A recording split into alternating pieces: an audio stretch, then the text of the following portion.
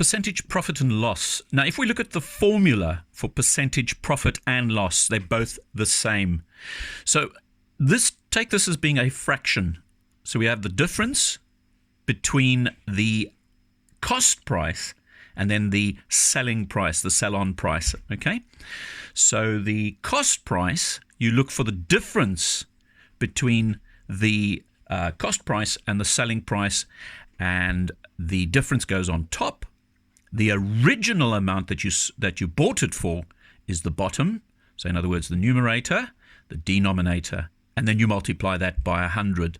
So in this case, if we look at this example, Jack buys a book, okay, for £8. That's the cost price, £8.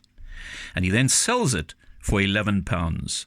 So you can see he's actually sold it for a profit. And here they ask you to calculate the percentage profit. So the first thing you are going to have to do is work out the difference between 11 and 8. Remember, he bought it for 8, sold it for 11. So he made a profit of £3. So 3 over 8, or 3 divided by the original price, and then multiply that by 100. Okay?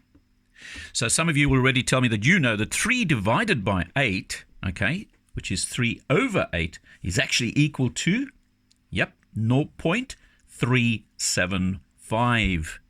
And if we multiply that by 100, we end up with 37.5%. Obviously, if you used your calculator, then you would have punched in 3 divided by 8 and then multiplied by 100. And of course, gives you the same answer, 37.5. Now we look at the next example, which says, Dolores buys a laptop for £200. Okay, she spent £200 on a laptop, and she sells it for a loss. Okay, this is a loss. She sold it for 165, which means she has lost 200 minus 165 is £35. Okay, so in this instance, the 35 is the difference.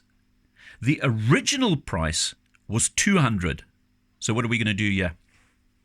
The difference, 35 divided by the price, the original price that she paid, and then multiply that by 100.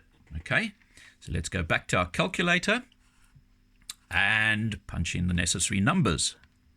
So 35, which was the loss, divided by the original, okay, 35 divided by the original, and then multiply it by 100. And your answer, 17.5%. That was the loss.